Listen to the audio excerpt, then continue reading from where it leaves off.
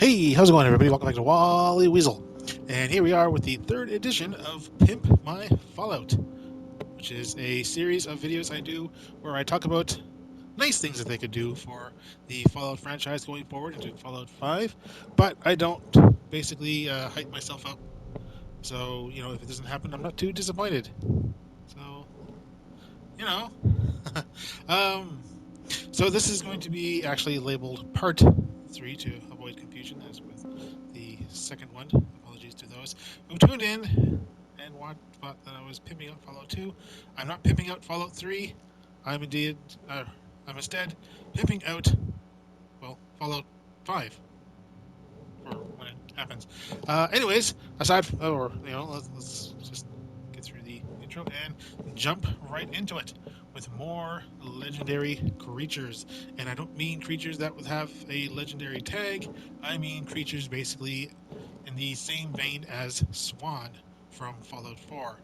The sort of creatures where you have the lore, you have the location, you have the special appearance and all that kind of stuff. I think it would be kind of cool to see some more stuff. For instance, the Fallout role-playing tabletop game introduced the Gigapede in one of their recent, I think it was the Children of Adam or the Guardian of Adam or something like that. I'm gonna just throw it up on the screen. Um, it was in that update, and there's a couple of pictures about it. And wouldn't it be cool to have something like that in a future Fallout game? Maybe it's something that you can only take apart piece by piece, so you don't like get into a full-on fight with it at the start. You fight it until it either flees or just gets bored and tunnels back into the ground, leaves, and then you progress through the game a little more, and you have to keep fighting it. Another idea I had would be the armored behemoth. So basically, you have your behemoth, and we're just going to armor him. And in case you're wondering, wait a minute, that sounds kind of silly.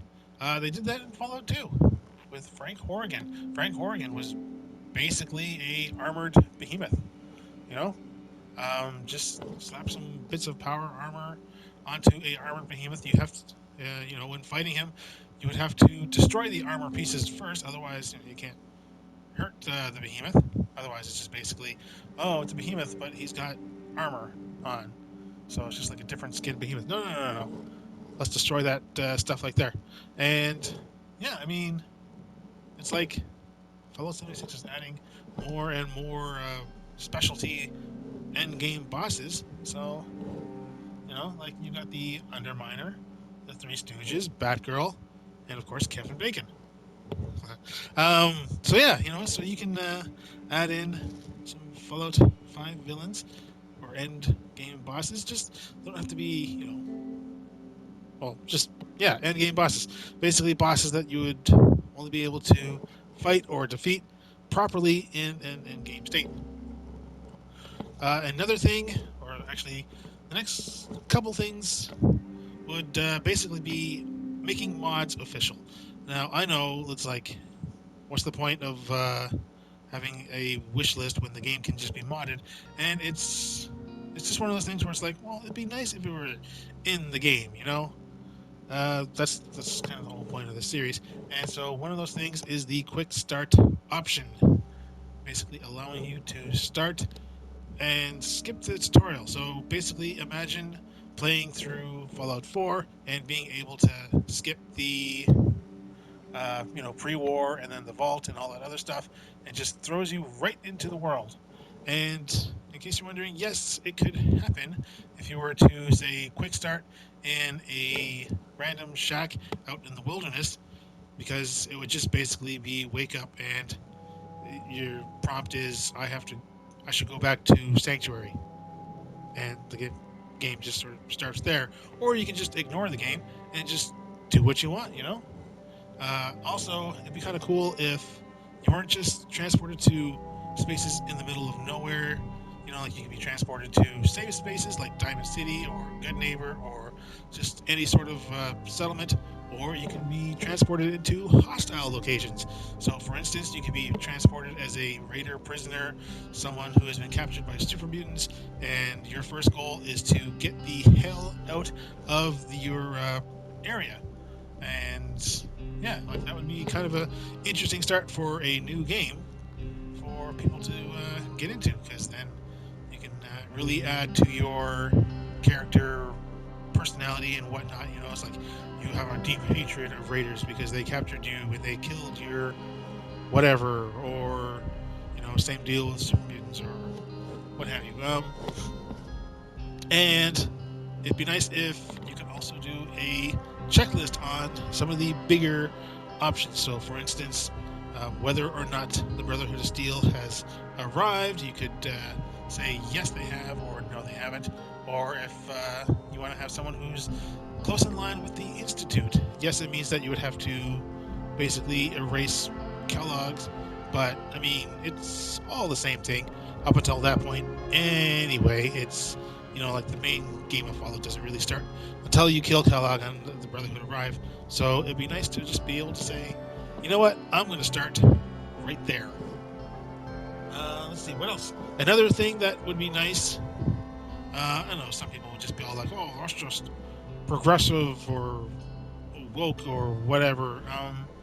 Would be the option of changing Vault Boy to Vault Girl. There are mods out there that do this, that actually change, I would say, like 95% of Vault Boy imagery to Vault Girl, at least in terms of perks and images within the Pip-Boy. You know, it's like it doesn't really do anything for posters or billboards or what have you. But I don't know, it'll just be like a nice little side feature or whatever. If it doesn't happen, that's fine. It's all good. The next thing I would like to bring up is a free spirit type of armor. The world just Fallout 4 just seemed to be pretty conservative. You know, when it came to armors and such, everything was not the best. There was no real, you know, there's no kind of sense of this is a post-apocalyptic area and everyone is just sort of scrounging and it's just clothes and little armor bits. But what I mean is basically, remember the Raider armors out of Fallout 3? The kind of stuff that looked like it was actually scrounged from junkyards. You know, for instance, the I'm going to get the name wrong here because I don't have it with me, which, you know, someone who actually is good at editing and or actually writing out stuff. The Raider Ordnance Armor. If I remember correctly, it is the one where the mini nuke is actually utilized as a bikini top. Now that's pretty cool. That's pretty unique. That's pretty post-apocalyptic. I don't give a rat's ass. It's fashion kind of stuff, you know. As well as it was like the outfit that I think it was only in the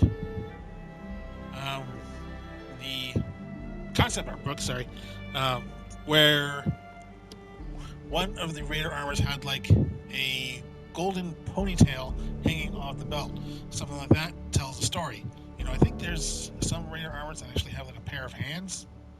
So, yeah, you know, like just basically stuff like that. I mean, obviously in not just the sense of Raiders and all that other stuff, but yeah. So it'd be interesting, and you can leave like the clean outfits and stuff like that for the larger settlements. You know, like your Diamond Cities, your good neighbors. Well, not really good neighbor, because that's the kind of place where you would expect to see such scrounging outfits and stuff. But good neighbor. Stop! He's already dead. It would be a nice change of appearance and a way to say like good neighbor is, or Diamond City, sorry, is better off than something like good neighbor, because you see it in the people, you know, because there really isn't much difference between Diamond City and Good Neighbor, at least in NPC appearance-wise. Everyone still has the same outfits. You still got people wandering around with weapons. It's basically the same thing, which is unfortunate. And speaking about that, I have an idea for a interesting, perhaps, raider group that takes this concept and goes far with it. So, like they utilize what the player would realize is useless gear, i.e., like a pot for a helmet, a motorcycle handle for brass knuckles, and stuff like that. Basically stuff that looks cool, but has no real semblance of protection or damage-making items whatsoever. And basically, it's to the point where other raider groups just ignore this quote-unquote badass organization, because it's like, yeah, you took them out, but damn it, man, that was basically like killing a bunch of babies. You really shouldn't be gloating about that. And as such, the local settlement that actually supplies them with food, like, hey, stick around because you're actually safe, because you're real badasses. They actually kind of like these raiders because, yeah, their presence is keeping them safe. It's keeping other raiders away. And if you happen to go out and talk about, or you go and you convince these raiders that all their items are rather useless in order to try and get them yourself for, whatever roleplay reason, because these items should just be unique. They should only be for this one particular raider group. If you do that, if you go and you tell them, hey, those outfits suck, they're not going to protect you or anything, this is called a boomstick. You go and you point it at the people that you want to go away, and they will disappear forever. Why didn't Harry just be like, hey, Arthur Weasley, you love Muggle stuff, right? It's like, yeah, I love Muggle stuff because I'm weird, and it's like, well, this is called a 45. And he's like, here you go, like, just hold on to this. So that if things pop off with Voldemort, then just squeeze this little button while it's pointed at Voldemort, and he will go away. And the raiders are like, hell yeah, man. They take those and they go out and they get themselves killed.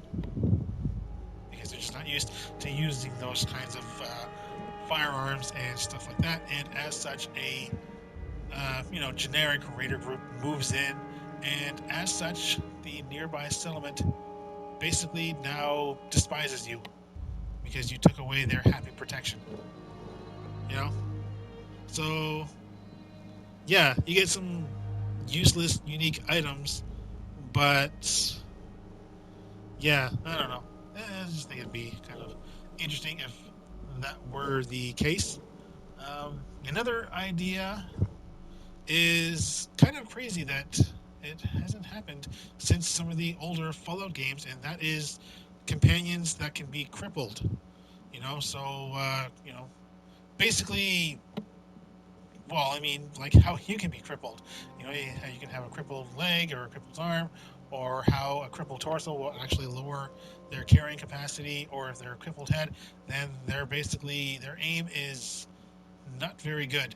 It's kind of silly when the only thing that really happens when companions take damage is they just sit on their ass and point their gun forward and just stay there until the combat is over, or until you say, hey, get up.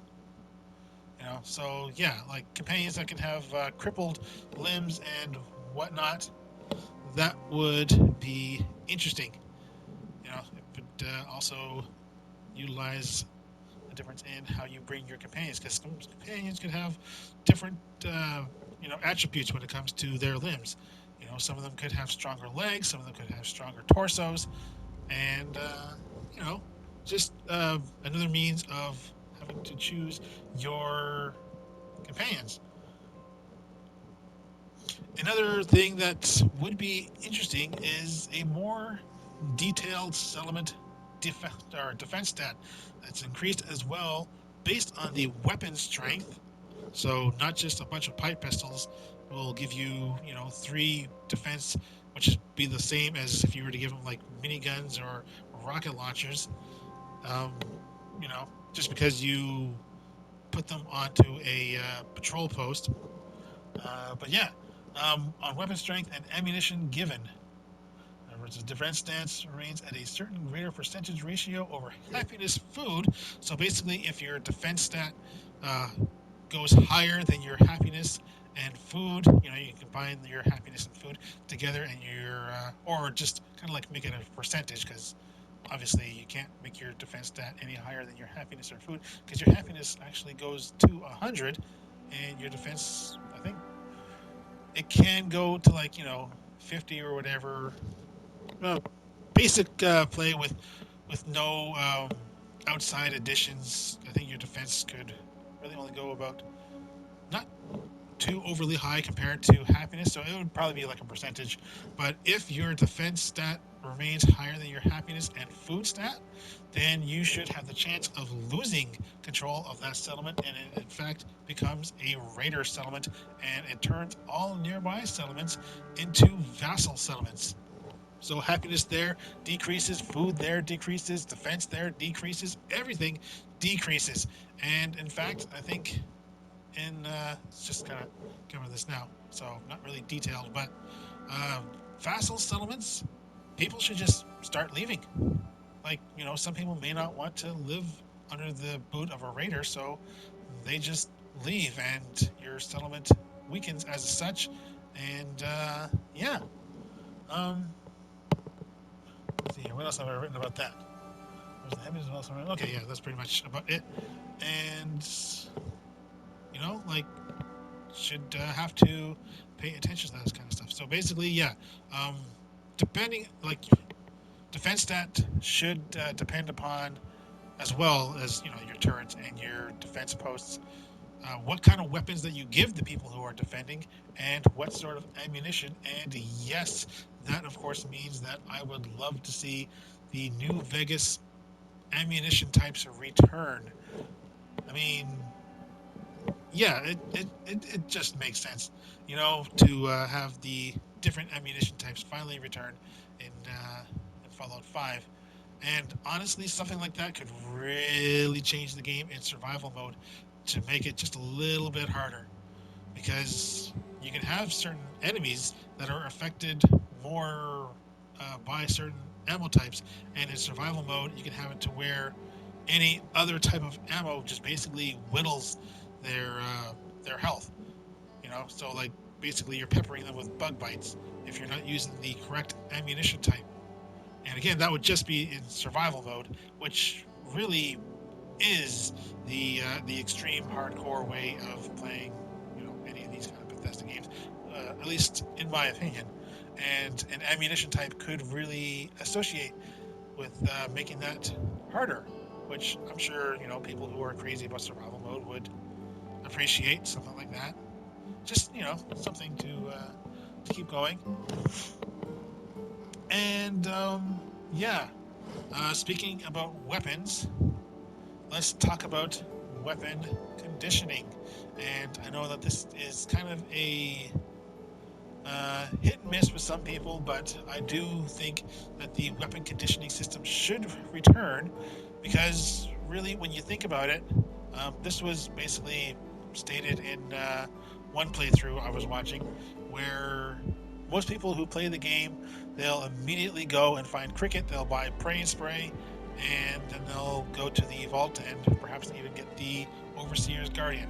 And then there you go, you've got your early game, your mid game, and your end game weapons. Objectively, the best option is to rush to Boston and buy the guaranteed 2-shot combat rifle from Vault 81, then the instigating laser pistol from Diamond City, and if you can find it, the explosive submachine gun from Cricket. Honestly, that's all you'd need for the whole run, and that was really boring. So, as a result... And there's really no sense in not doing that, because ammunition for Pray and Spray is rather abundant.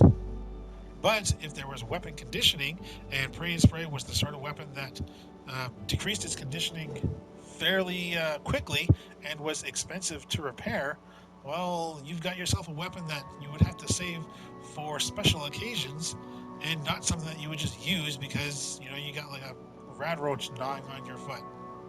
So yeah, weapon conditioning can be a huge game changer in the the sense that certain weapons would degrade faster, like legendary weapons, because they're using their effect, so they are wearing the weapon or armor down faster as a result.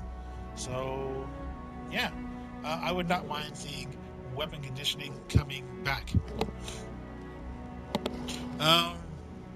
When it comes to the protagonist, I don't mind if they're going to be voiced in the future. Obviously, I would love for there to be more options in dialogue. I think we've seen it in a number of games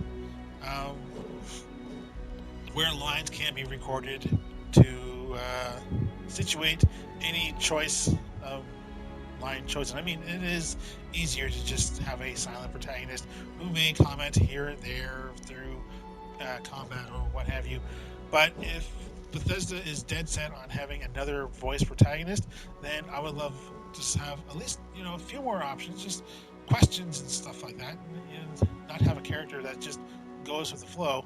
As well, we don't need the dialogue wheel, because the dialogue wheel, it does limit things, and it does abbreviate things a bit too much, because sarcasm, for instance, it can either make your character be jokey or just basically a dick. For my stall. I don't know you. One Statue of David impression coming up. Good. Good. Now just answer me one simple question. Are you human? Because I will not serve a synth. No, I'm Jangles, the moon monkey. That's just what a synth would do, ducking the question. We don't serve your kind here. After all that talk about trying to accept him as family, we end up getting him killed anyway.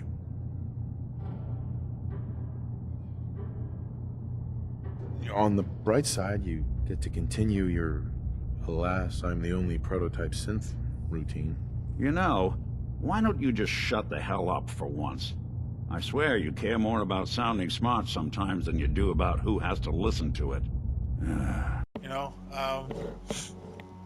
In some cases you're actually called up for that, which is good. But it would be nice if you were to actually know what your character was about to say. Like, it doesn't need to be the full line, but at least a brief summation of what they're going to say and what the point is that they're trying to get across. So that way it's a little easier to choose based upon the sort of character that you want to play. So yeah, voice protagonist, fine, but we just need more information on what they're going to say. Otherwise, it just creates this disconnect, because your character is now acting out in their own way, away from how you intended. And honestly, having a protagonist that for most games has been, just another connection of yourself, to suddenly be pulled away from you, it can be a bit jarring. And last but not least is another blast from the past when it comes to sort of in New Vegas, and that is a actual peaceful super mutant community. In all Bethesda games, we see the super mutants are treated like mindless beasts, with a few exceptions. They're all just hostile and stuff, and not one of them is trying to establish a community, and those that are obviously just kicked aside. It's sort of Bethesda saying, no, super mutants can't, because you see what happens. Like, I mean, it would be nice if Fallout 76 had a future update that actually had a super mutant community. Maybe it could have a Radiant quest where there were super mutants who were attacking, because you're not actual super mutants. What's going on here? So yeah, like, we don't need to see them as just brainless brutes all the time, Bethesda. It'd be nice to see, like, more Marcuses out there and less, super mutant brutes. But yeah, that's really about it. That's my list. A lot of it was based upon other people's play style or playthroughs and whatnot, going from experience to first timers. So I really should have said this at the start. I do apologize. A lot of these are not mine, but it's a collaboration of ideas that are brought up in other things where the idea being brought up is not really the main point that they're trying to get. So, again, apologies for not bringing this up at the start. This is just me going, hey, I need to do this, and I'm doing this now. So, yeah. Thank you all for tuning in, and let me know what you think in the comments, if any of these tickle your fancy, or if you disagree with any of them, or hell, if you have your own ideas on what could be pushed into Fallout 5 to basically pimp it out, you know? Even anything that has come from previous Fallout games that are not in this one. I know a fair number of the ones I've mentioned came from, older Fallout games, so, you've got all that. So, yeah, aside from that, I'm trying to hiccup for some reason. So I'm just going to stop talking. And thank you all for tuning in, and I will see you all next time. Bye, everybody.